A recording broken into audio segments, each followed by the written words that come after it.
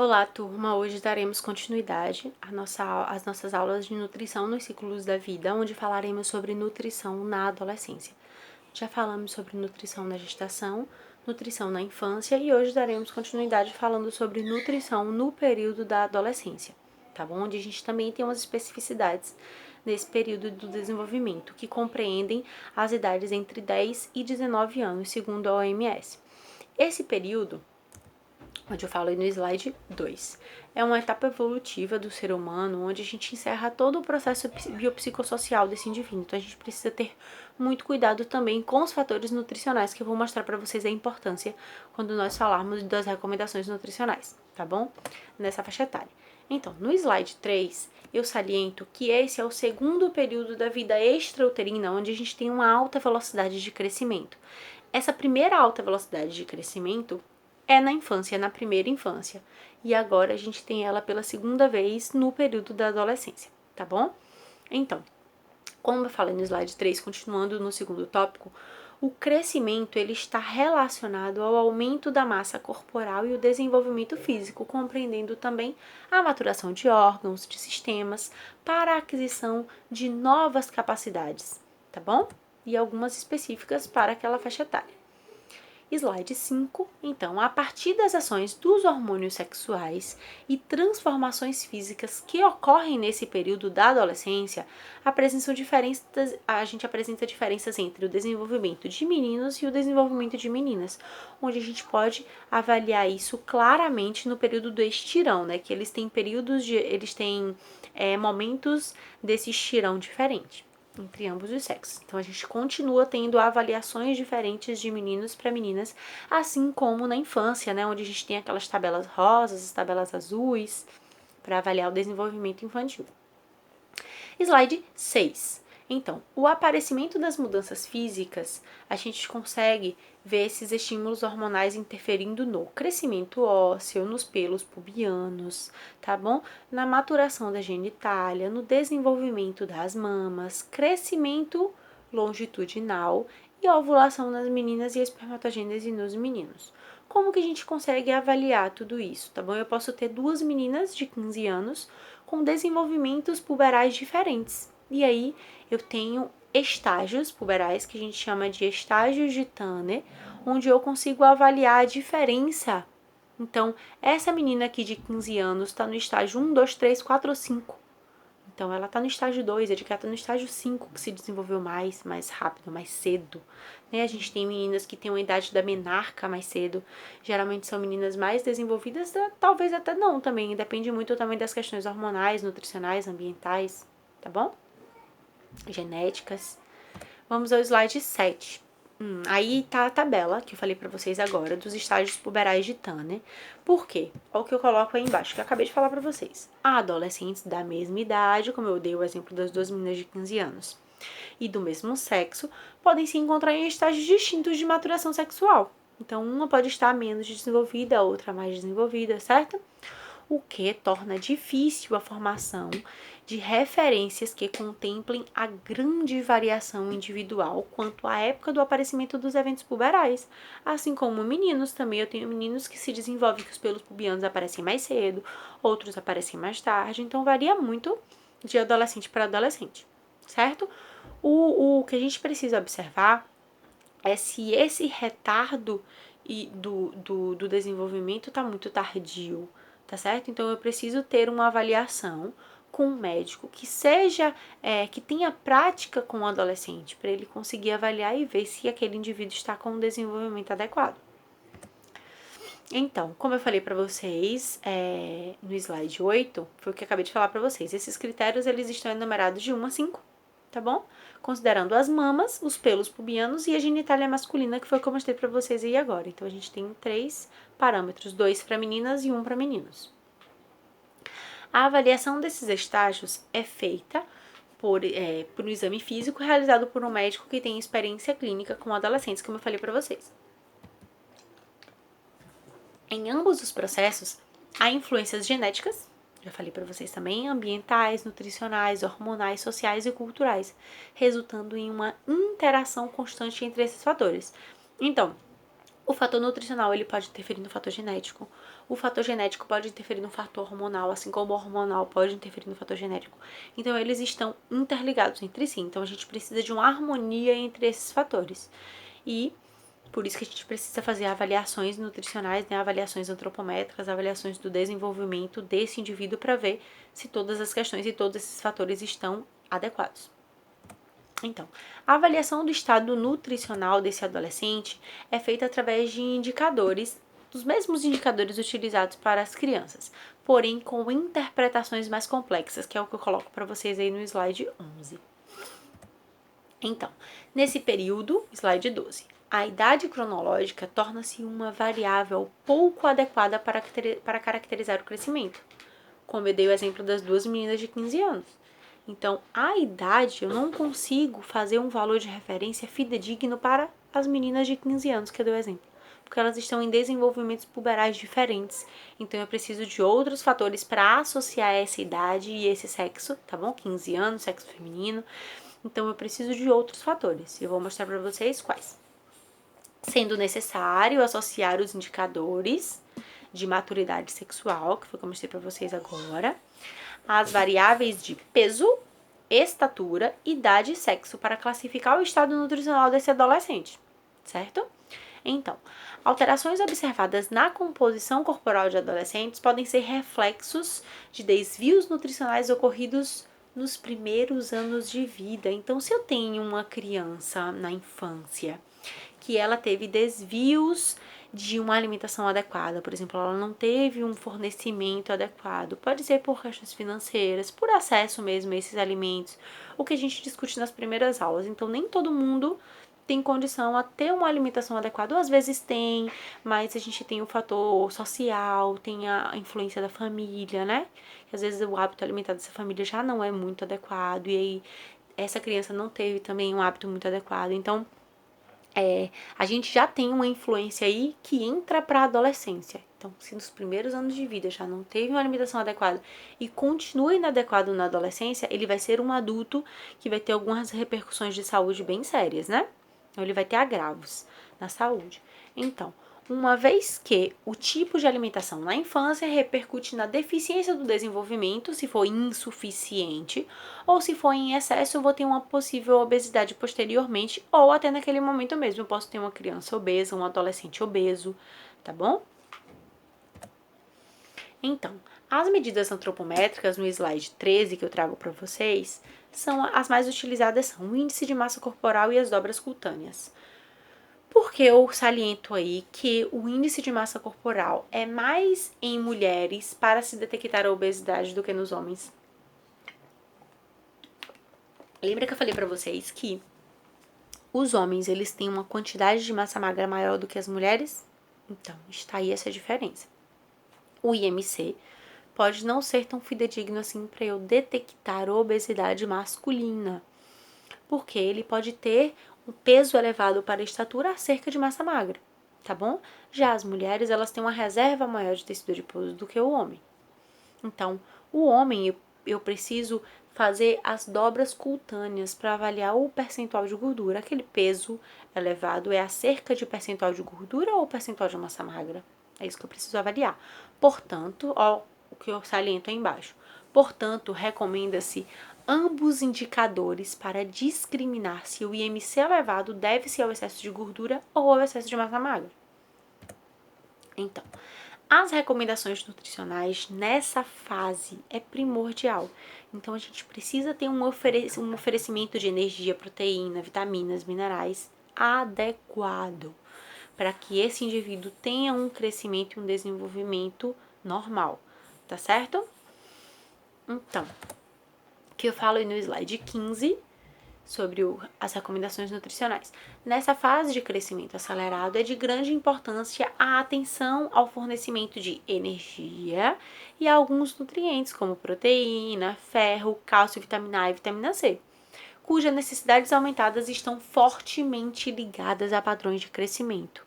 Então, todos esses que eu falei agora estão fortemente ligados a um comprometimento do crescimento, caso eu não tenha um fornecimento em quantidade suficiente, tá bom? E eu vou mostrar mais à frente a vocês o porquê disso. Então, recomendações nutricionais de macronutrientes. O primeiro que eu trago aí para vocês é a energia, carboidrato e lipídios. Lembram da aula de macronutrientes, né? Então, pico máximo de ingestão dessa energia coincide com o pico de velocidade máxima do crescimento, que é observado no período do estirão. Então, nesse período do estirão, a gente tem um aumento real do apetite desse adolescente. Você observa que ele devora tudo. Porém, a gente tem alguns adolescentes também que tem alguns transtornos alimentares, como eu mostrei para vocês, tá bom? Que se preocupam muito com o fator da mídia, tá bom? Eu vou mostrar para vocês um pouquinho mais à frente isso também, assim como a gente já viu na aula de transtornos alimentares. Então, o cálculo energético basal, a gente tem um cálculo para poder identificar essa quantidade de energia, quanto de energia esse indivíduo precisa. Então, eu não posso fornecer em uma quantidade muito elevada, senão vai sobrar, e eu não posso fornecer em uma quantidade muito deficiente, senão ele vai utilizar a proteína como fonte de energia. Mas eu preciso da proteína porque a proteína é construtora. Lembram da aula de proteína? A proteína é construtora. E agora eu estou fazendo o que nesse período do estirão? Construindo tecidos para esse indivíduo crescer. Então, eu posso comprometer o meu fornecimento de proteína? Não, porque eu estou utilizando muita proteína. Então, eu preciso de um fornecimento adequado de energia para utilizar a minha proteína tranquilamente para as minhas atividades. Então, a necessidade de proteína é determinada pela quantidade necessária para manter o crescimento de novos tecidos, o que eu acabei de falar para vocês aí no slide 18. Que durante a adolescência podem apresentar uma porção substancial da necessidade total. Então, eu tenho uma necessidade muito aumentada aí nesse período da adolescência. Então, o risco de ingestão proteica inadequada pode ser por condições financeiras desfavoráveis. Às vezes, o indivíduo não tem uma condição financeira suficiente para poder adquirir uma proteína de alto valor biológico, certo? Ou um distúrbio comportamental que leve ao não consumo de proteínas ou a negação mesmo de consumir, tá bom? Então, no slide 19, eu saliento que especificamente as meninas, não tô falando que os meninos não, mas em sua maioria as meninas têm hábitos alimentares que levam à restrição de energia. Por que essas meninas têm tanta restrição assim de energia? Porque a mulher é muito mais vaidosa, né? Tem homens que também são, mas as mulheres elas são mais vaidosas e se preocupam mais com o seu, com a sua imagem corporal. Então elas acabam restringindo o fornecimento de energia nesse período da adolescência, porque elas querem ficar mais magrinhas, querem usar uma roupinha mais curta, né? Uma blusinha mais curta, assim. Algumas, não tô falando que todas, tá bom? Mas em sua maioria. E aí, o que elas acabam? Elas acabam restringindo o fornecimento de energia. Diminuem a quantidade do consumo de gordura, que nós já vimos na aula de lipídios, que é essencial se consumir gordura. Diminuem a quantidade no consumo de carboidrato, seja ele simples, seja ele complexo, tá bom? E aí, o que acontece com esse organismo dessas meninas? Eles acabam utilizando a proteína como fonte de energia e comprometem aí o crescimento, certo? Então, como eu falei para vocês, consequentemente, o comprometimento do crescimento e do desenvolvimento, principalmente durante esse período do estirão, que é quando eu tenho um boom na utilização dessa proteína. Slide 20. É fundamental que a prescrição energética esteja adequada para que a proteína seja poupada para o crescimento, que eu acabei de falar para vocês. Então, por exemplo, vou dar um exemplo aí. Se eu tenho uma menina de 13 anos, olha a minha tabela. Eu coloquei para vocês a tabela com os valores recomendados de ingestão de proteína, tá bom? Quem faz esse cálculo é o profissional nutricionista. Então, se eu tenho uma menina com 13 anos de idade e essa menina tem 30 quilos, por exemplo, então eu venho aí na tabela de 11 a 14, 1 grama por quilo por dia. Ou eu posso fazer 46 gramas por dia, tá bom? Eu já asseguro que esse indivíduo tenha 46 quilos em média, tá bom? Ou 0,28 gramas para cada centímetro de altura, se eu tiver só a altura desse indivíduo, tá bom? Se eu não tiver como aferir o peso dele, eu só tenho naquele momento ali um estadiômetro que eu consiga ver a altura, certo? Então, eu faço um cálculo e determino a quantidade de gramas de proteína que aquele indivíduo precisa consumir. Então, a recomendação de micronutriente, eu preciso que a alimentação ela seja suficiente e equilibrada, tá bom? Porque é necessário que ela seja em quantidade suficiente para que esse jovem tenha um desenvolvimento adequado. Então, eu trago aí para vocês um dos principais micronutrientes, que é o nosso mineral ferro. Então, na adolescência, a necessidade de ferro aumenta, porque a quantidade em ambos os sexos há um aumento na quantidade de massa muscular, no volume sanguíneo e nas enzimas respiratórias. Além disso, no sexo feminino há a menarca, tá certo? Então, é o processo da menstruação. Então, eu já tenho uma perda sanguínea aí nessa menina. Então, a necessidade de ferro é aumentada para as meninas, tá bom? Porém, os valores recomendados para ambos os sexos, de acordo com as DRIs, é de 9 a 13 anos, 8 miligramas por dia, em média. A gente pode aumentar esse fornecimento a depender da necessidade daquele indivíduo, tá bom? E dos 14 aos 18 anos, de 11 a 15 miligramas por dia é o suficiente. Então, neste sentido, o ferro tem uma função importante na capacidade de trabalho, na resistência à fadiga e no rendimento escolar. Então, vou pedir até para vocês aí, vou colocar uma questãozinha no final sobre a relação entre o ferro e o rendimento escolar, que é muito importante. Então, com relação à fadiga, a gente já sabe porque é ele que transporta oxigênio, né? Então, se a gente não tem um transporte adequado de oxigênio, a gente vai ter fadiga muscular e a gente não vai conseguir também transportar diversos nutrientes necessários para o bom funcionamento desses músculos aí. Então, a ingestão de cálcio é uma das grandes preocupações dos profissionais que cuidam desses adolescentes. Por quê? Este se faz importante durante esta fase, porque ocorre o aumento da retenção de cálcio durante essa formação óssea. Lembram que eu falei do crescimento ósseo, que nesse período da adolescência ele está mais aumentado? Então, este é um período crítico de mineralização óssea, o que poderá influenciar futuramente no surgimento da osteoporose. Então, olha aí, mais uma vez, a influência da alimentação na infância e na adolescência durante a fase adulta e a fase da terceira idade, né? Que é onde acomete o indivíduo idoso. Então, uma boa alimentação na minha adolescência vai me fazer ter uma boa saúde óssea lá na terceira idade, tá bom? Que é na fase do idoso. Então, estudos mostram que o período entre 9 e 14 anos é crucial para a síntese da massa óssea, estando-se um pouco mais lentamente após os 20 anos de idade. Então, mais deposição de massa óssea estabelecida aos meninos entre 13 anos e 5 meses e meninas entre 11 anos e 6 meses. A gente tem uma maior deposição de massa óssea. Então, a ingestão adequada, sugerida, média para ambos os sexos no período da adolescência é 1.300 miligramas de cálcio por dia. É um consumo médio, tá certo? Então, a vitamina A ela é necessária para o crescimento, diferenciação e proliferação celular, reprodução e integridade do sistema imunológico, sendo que o período da adolescência é de grande importância devido à aceleração do crescimento, que é como eu coloco para vocês aí no slide 24.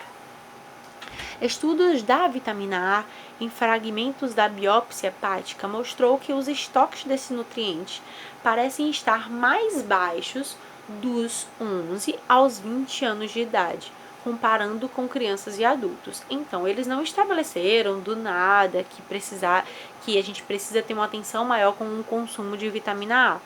Então, eles fizeram um estudo e viram que existe uma faixa etária que compreende um período da adolescência e o início aí dessa fase adulta, tá bom? É mais pro final da adolescência, onde a gente precisa de uma demanda maior de vitamina A. E onde que nós encontramos em maior quantidade essa vitamina A? Nos produtos, nos alimentos alaranjados, alimentos naturais. Não estou falando que um alimento industrializado que seja alaranjado, que esteja lá no supermercado, é fonte de vitamina A. Pode ser também, pode ser enriquecido com vitamina A. Porém, em grande quantidade, como eu coloco uma imagenzinha aqui embaixo para vocês, tá vendo? Cenoura, mamão, caqui, manga, manga, tangerina, siriguela, tudo isso eu tenho vitamina A, e algumas especiarias também ali embaixo, açafrão. Então, todos esses são fontes de vitamina A. Lembrando que a vitamina A é lipossolúvel, A, D, E e K. Lembram? Então, eu preciso ter um consumo adequado e um estoque adequado dessa vitamina. Eu não posso suplementar ela em quantidades exageradas e nem consumir ela em uma grande quantidade. Eu preciso consumir em quantidade adequada, tudo, tá bom? Então, vamos ao próximo slide. Outros estudos mostraram a relação entre a vitamina A e o crescimento, além do processo de maturação sexual, que também tem relação com a vitamina A. Então, estudiosos em 1997 encontraram níveis séricos, é um estudo um pouco antigo, porém muito importante, onde esta vitamina em adolescentes tem um atraso no crescimento e no desenvolvimento puberal. Então, desde 1997 já se sabe que a vitamina A é importante para esse desenvolvimento puberal, tá bom? Para a gente não ter um retardo aí. Vitamina C. 26. Sempre que a gente fala de vitamina C, lembra da aula de micronutrientes, a gente sempre relaciona com o sistema imunológico, com gripe. Não. Tem uma relação, porém indireta, tá bom? Com o nosso sistema imunológico. Ela tem uma relação mais direta com a síntese de colágeno. Lembra que eu falei para vocês que ela estrutura o colágeno, a vitamina C? Então, refletindo na cicatrização, na formação dos dentes e na integridade dos nossos capilares sanguíneos, assim como de outros tecidos, tá bom? Principalmente nesses três aí. Então, é necessária para a função normal dos fibroblastos e osteoclastos, olha os nossos ossos aí, além de intervir na síntese de hormônios suprarrenais e nas funções dos leucócitos, que é o nosso sistema imune, porém indiretamente, como nós sabemos, mas ela tem influência também no sistema imune. Então, a deficiência de vitamina C, como eu coloco aí no slide 27, é avaliada através de sinais clínicos de escorbuto, que seria a deficiência dessa vitamina, que inclui hiperqueratose folicular, sangramento nas gengivas, hemorragias e dores articulares. A gente já falou isso na aula de micronutrientes, que estão associados a níveis séricos de vitamina C abaixo de 0,2 mg por decilitro.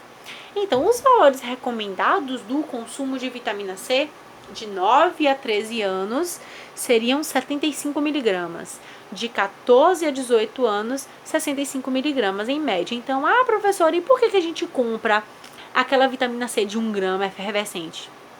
É uma quantidade aumentada porque durante a efervescência a gente tem uma grande perda de vitamina C, tá certo? E durante a ingestão também, durante o preparo, porque a vitamina C ela é muito sensível. E quando a gente tem ela em quantidades aumentadas também, a gente lembra que a gente relacionou a vitamina C com uma melhora do aparecimento de infecções urinárias, lembram que ela acidifica mais a urina. Então, existe uma justificativa para a gente fornecer 1 grama de vitamina C. Porém, o ideal é a gente consumir menos, já está de bom tamanho. E aí eu coloco no slide 28 para vocês a quantidade de vitamina C por alimento.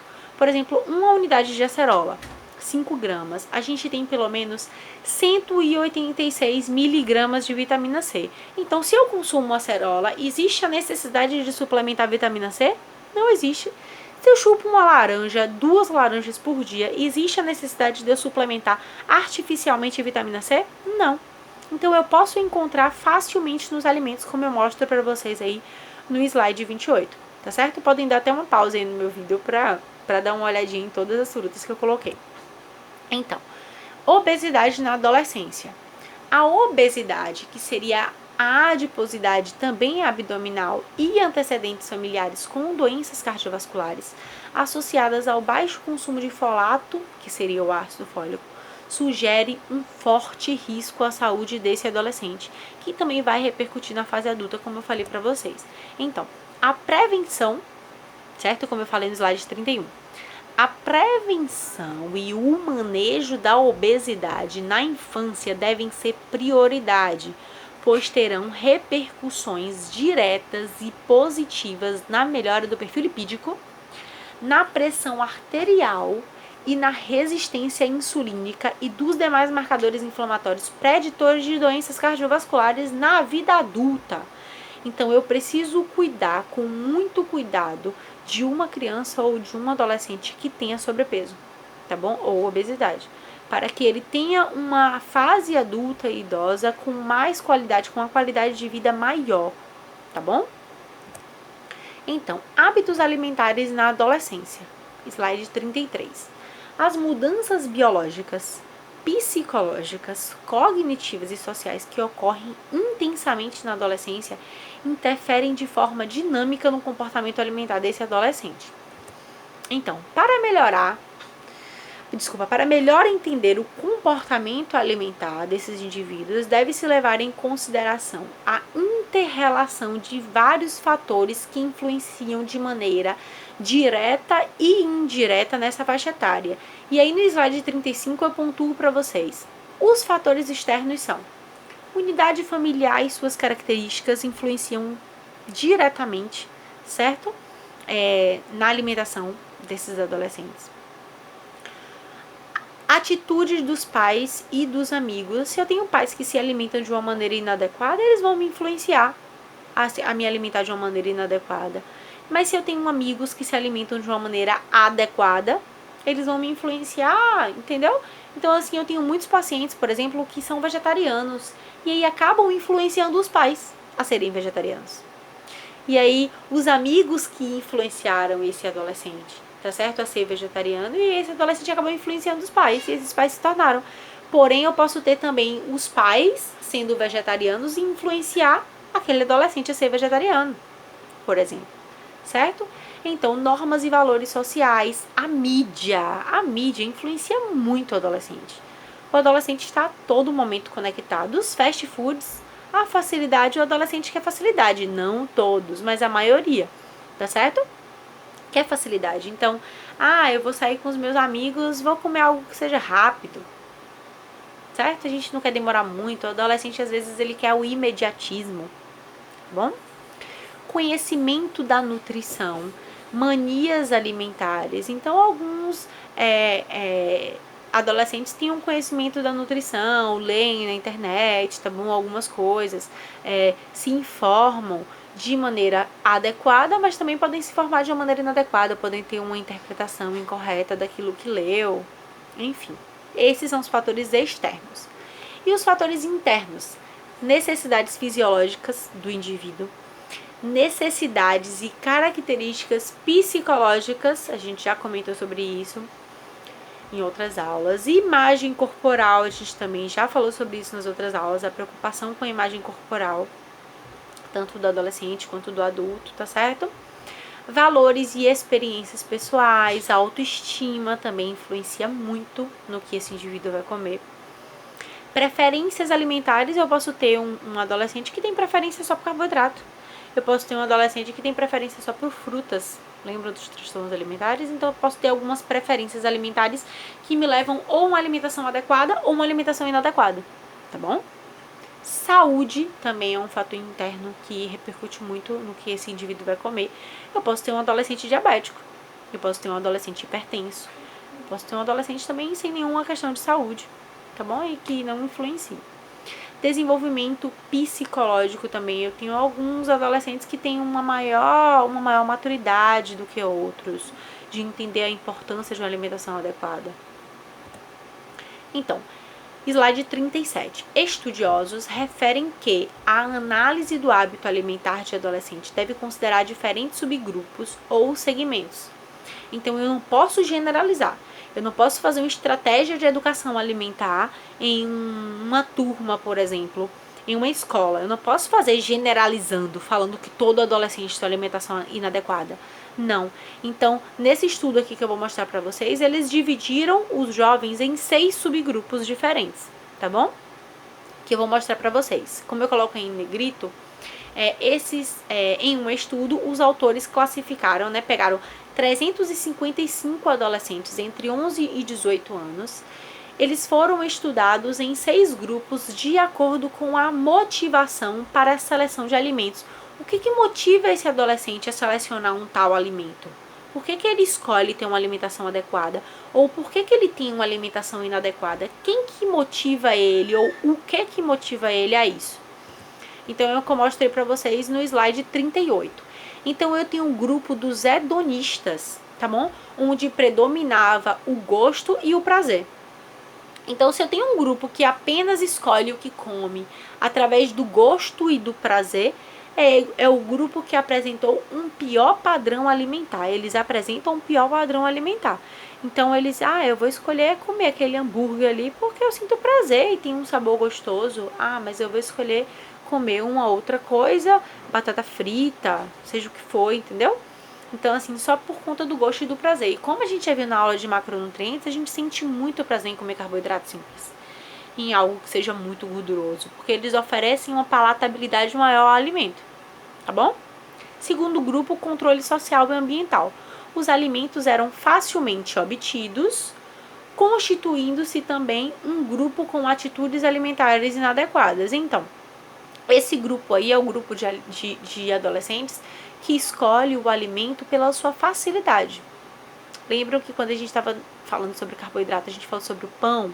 É tão fácil de consumir o pão tá ali prontinho, você vai passar uma manteiga. Já o carboidrato complexo, às vezes a gente tem que cozinhar ele, esperar o tempo, né, para poder comer. E a gente tem a facilidade dos alimentos inadequados, dos alimentos prontos, multiprocessados, que estão ali fácil, só é abrir, desembalar e comer, né?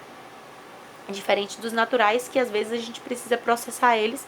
Processar, que eu falo, preparar para poder ingerir, ou não. Uma fruta também tá fácil de consumir, né? Porém, a fruta ela é mais perecível, a gente perde essa fruta com a maior facilidade do que o alimento industrializado, que tem uma validade maior. Então, saúde pessoal, que é o grupo 3. As escolhas dos alimentos eram motivadas pelos benefícios que os mesmos proporcionam à saúde. Então, a gente também tem adolescentes que se preocupam, tá bom? Em ter um bom padrão alimentar. Grupo 4, no slide 39, amigos e saúde. Nesse grupo, os adolescentes referiram que tanto eles quanto os amigos estavam se alimentando de maneira saudável, tá bom? E pais e saúde. A influência dos pais na determinação do hábito alimentar do adolescente mostrou uma forte correlação com hábitos mais saudáveis. Então, se eu tenho pais que têm uma alimentação adequada, tem uma forte relação que esse indivíduo venha a ter uma alimentação mais adequada, tá bom? Mesmo com todos os outros fatores externos. E o grupo com os indivíduos indeterminados. Então, como conclusão, esses autores mostraram que a gente não pode fazer uma estratégia de educação alimentar generalizando todos os adolescentes, como eu falei para vocês. E o aconselhamento nutricional nesse processo deve ser um aconselhamento nutricional individual. Então, muito obrigada. Hoje falamos um pouco sobre